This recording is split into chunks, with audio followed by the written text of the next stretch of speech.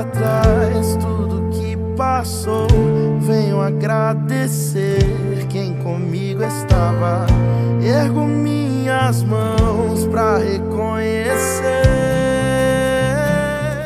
Olá, Lanice, boa noite. Olá, boa noite. Primeiramente, a gente quer agradecer aqui por você ter aceitado estar aqui com a gente poder te conhecer a sua história. E aí, pra gente começar, conta pra gente como é que foi a sua história com a Igreja Adventista. Bom, meu pai, ele conheceu a mensagem adventista através dos pais deles, né? Meus avós. Apresentou para minha mãe, então eu nasci num lar adventista.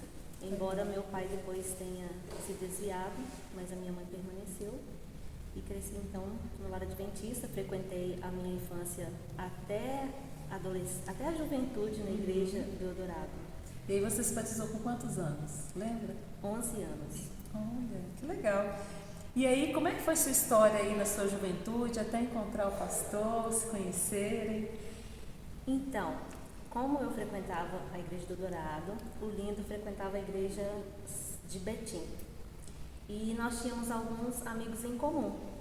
E um dia, esses amigos resolveram dar um passeio em uma cachoeira. Eu fui convidada pelos amigos ali do Eldorado. E quando cheguei lá na cachoeira de rio acima, uma cachoeira muito bonita, quando eu cheguei lá, ele também tinha ido junto com a família dele. E nós então, tinha muitas outras pessoas ali, e eu resolvi descer no rapel. Tinha duas cachoeiras. Tinha uma cachoeira em cima que dava para nadar e a cachoeira de baixo que dava para fazer rapel. Aí eu fui para de baixo, fui descer o rapel, coloquei o cinto, coloquei as coisas todas. Eu já estava na corda para descer, aí ele chegou e falou assim, eu vou descer com você. Aí rumou todo, colocou a corda também, o cinto, e nós descemos juntos. Aí rolou assim um pouquinho de conversa ali na corda, mas a conversa mesmo foi lá embaixo. Você quer aproveitar a oportunidade. Chegamos lá embaixo, aproveitamos toda aquela belezura da cachoeira, conversamos bastante, nos conhecemos e foi a partir dali que nós começamos. E depois tivemos alguns outros encontros, até vir o pedido do namoro, do noivado e do casamento. E aí depois que vocês se casaram, vocês já pensavam em ir para fazer teologia, ou foi depois que vocês casaram que veio essa vontade, ou antes? Como é que foi? Não, nós nunca tivemos esse desejo, ele também nunca teve. Ele partiu esse desejo a partir de um curso que teve aqui na associação para anciãos. Foi até no Capri. E depois desse curso ele sentiu muito desejo de fazer teologia. Isso nós já éramos casados, nós já tínhamos filhos. E ele começou então ele queria fazer teologia, mas não para ser pastor, ele queria ter um conhecimento. Só que as pessoas começaram a falar muito para ele assim, por que você não faz teologia? Eu acho que você daria um bom pastor. Ele, não.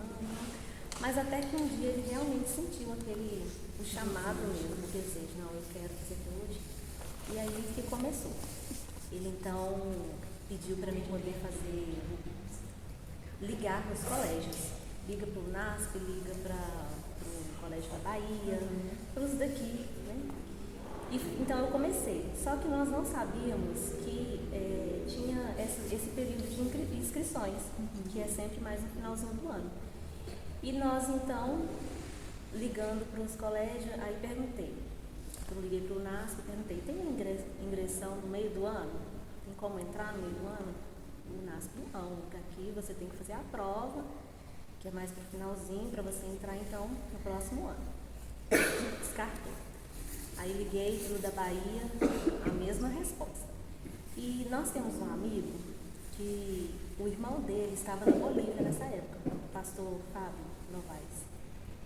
E aí o Juninho virou e falou assim, faz na Bolívia, vai para Bolívia, vai para Bolívia. E a gente está assim, não, de jeito nenhum, eu não quero sair do Brasil, não, fora cogitação.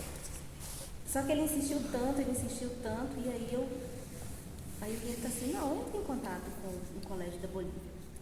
E isso ele tinha feito um acordo com Deus. Não sei se esse acordo vale.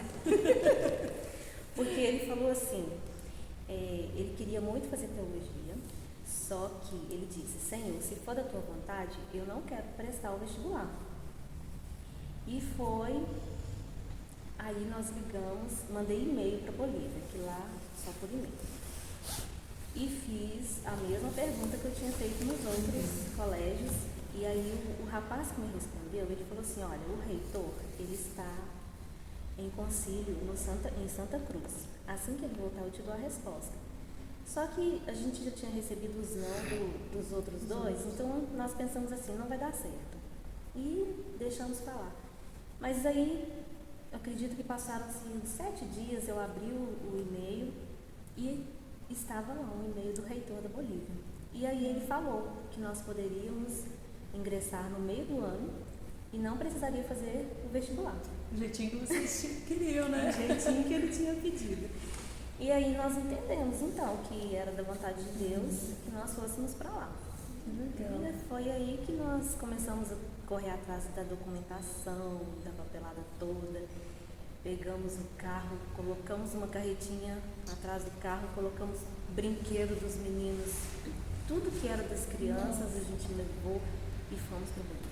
E qual que era a idade dos filhos nessa época? O Pedro tinha 2 anos e a Júlia, novinha, a Júlia tinha 6 meses. Que aventura! Corajosos! Muito.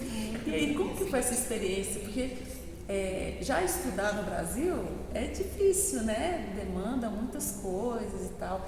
Se é na Bahia, tem uma cultura diferente, mas na Bolívia, como é que foi isso? Mais diferente ainda. Primeiro que nós saímos, a gente não sabia falar nada em espanhol. Nós não sabíamos nem como chegar na Bolívia. Mas o pessoal até emprestou um GPS pra gente, sabe? Uhum. Só que o GPS, na hora que chega na Bolívia, ele parou de funcionar. Meu Deus, que aventura! Então, ele só chegou até a fronteira. Da fronteira para lá, ele foi assim, pelo rumo. Foi perguntando, e a gente perguntando às pessoas, e não entendíamos nada do que eles falavam. Uhum. Mas foi muito bom passar esses anos na Bolívia, conhecer uma outra cultura, um outro povo. Foi muito aprendizado. E vocês ficaram lá até a conclusão do curso? Ou vocês, em algum momento, vocês pensaram em voltaram? Como é que foi? Voltamos. O Pedro, ele era muito apegado aos avós. O Pedro foi o que foi com 2 anos. 2 aninhos, isso. E os avós muito apegados a eles também. O que acontecia é que toda vez que ligava para poder conversar, Pedro chorava do lado de cá e os avós choravam do lado de lá. E com isso, chegou um determinado tempo que a gente percebeu que ele estava ficando depressivo. E aí eu coloquei natação, coloquei no colégio, ele chegou a estudar uns 3 meses, levava para a escola para ele se divertir, só que não resolveu, a gente viu que não dava certo, e aí nós pensamos, vamos transferir para o NASP, que é o mais próximo de casa, e assim os pais dele poderiam ir, visitar e tal. E foi aí que nós resolvemos fazer a transferência, para ficar mais perto. Bacana. E aí vocês têm quanto tempo assim de obra? Já tem? Então, ele formou em 2019 e recebeu o chamado oficial em 2022.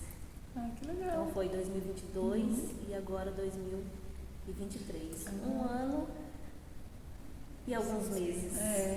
E nesses 1 ano, assim, qual a experiência que você já teve e que você mexeu com você ou fez? Foi aquele ponto de virada, assim, para você entender o chamado de Deus para você? Você teve algum momento, assim? Olha, teve um momento para mim, na verdade foi na Bolívia, que a chavinha virou. porque quando eu conheci a cultura de lá e as pessoas e o jeito, é muito diferente do daqui. Então eu percebi assim, como que Deus ele é paciente, ele é longânimo com as pessoas e espera o tempo de cada uma delas. Então assim, eu aprendi a ter mais paciência com a decisão das pessoas e o desejo de pregar para que as pessoas possam conhecer a verdade. Foi na Bolívia, quando eu estive lá, que a chavinha virou para o ministério. Não, Deus me deu esse ministério e eu preciso fazer por onde. Eu quero esse ministério. Bacana, né? O tempo todo de escola, de estudo, de decisões, vocês sentiram, né? Deus chamando. Sim. Que bom. Agora nós vamos para as frases e respostas, tá? Um dia feliz, Leonice. Gente, o dia mais feliz para mim foi o dia do nascimento dos meus filhos. Quando Pedro nasceu no dia 28 de outubro, 11 horas da manhã, depois de 11 horas de parto, de dores, ele nasceu e eu vi aquela coisinha pequenininha, cabeludinho, nariz meio achatadinho, com o olhinho puxadinho e foi esqueceu de tudo, de todas as dores. Não senti mais dor, nem lembrava mais da dor que eu tinha sentido. Foi o dia mais feliz da minha vida. Que legal. E depois o dia que a minha filha nasceu, que também foi um presente de Deus. Bem, um dia triste. Meu dia triste foi um começo de noite. A minha mãe, ela estava doente e eu queria até deixar um alerta aqui para vocês, porque a minha mãe, ela começou a sentir uma dor no peito e ela foi no ginecologista, e antigamente tinha um postinho e o ginecologista atendia o postinho, né? E ela falou com ele que estava sentindo a dor e tal, e o doutor, o Birajara, ele falou assim para ela: não é nada não, pode voltar para casa que essa dor vai passar, pode ficar tranquila. Nós voltamos para casa e acreditamos, né, na palavra do doutor. Só que depois de um tempo, aquela dor ela intensificou e ela voltou com mais força. E quando nós procuramos o médico novamente, ela já estava com um câncer muito avançado. Então, começou toda aquela correria de tratamento e tal. Mas enfim, nesse início de noite, ela pediu para mim orar por ela. Ela já estava na cama, já estava debilitada, já estava com o cabelinho curtinho, muito magrinha. E ela pediu para me orar por ela, porque ela falava assim que a minha oração era muito forte, que ela gostava muito de ouvir a minha oração. E aí eu peguei na mão dela, eu ajoelhei e eu fiz a oração. E eu tenho certeza assim, que aquela foi a minha oração de mais fé naquele momento. Eu fiz a oração cumprindo aquele versículo, né? A fé é a certeza das coisas que se esperam. Então eu orei e eu acreditava assim, que quando eu levantasse daquela oração, algo ia acontecer. Só que eu orei e ela continuou, né, daquele jeito, e eu voltei pro meu quarto, dei um beijo, voltei pro meu quarto, continuei orando. E na minha cabeça eu falei assim, amanhã vai ter uma diferença, amanhã vai acontecer alguma coisa, Deus vai fazer alguma coisa. E aí quando amanheceu, eu corri pro quarto, só que estava do mesmo jeito. Então o meu dia mais triste foi aquele dia, porque o meu sentimento foi de frustração, de tristeza. Eu fiquei perguntando por que deu errado. O que eu fiz que não deu certo? Então esse foi o meu dia mais triste. Imagina. Uma saudade Da minha mãe. um sonho. Meu sonho é um dia ver meu pai voltando para a igreja, ser batizado. Toda vez que eu olho para o meu pai, eu vejo ele sendo batizado e sendo um diácono da igreja. Um arrependimento. Menina, eu tenho 2 arrependimentos. O primeiro é de não ter me esforçado para estudar na idade que era melhor, né? Devido também ao financeiro, eu não pude, mas eu sinto que eu poderia ter me esforçado.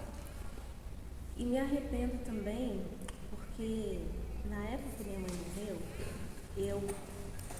eu saí da igreja. Eu me arrependo de ter sido fraca, eu fui fraca. Eu acho que naquele momento Deus ele queria me provar e Ele estava contando comigo e eu fraquejei. Esse foi um arrependimento. Um propósito. O meu propósito, eu quero receber a chuva serôdia. Eu quero receber o Espírito Santo na minha vida. Eu quero ter poder e autoridade que os discípulos tiveram para pregar e para ver as pessoas se convertendo a Jesus. Isso aí.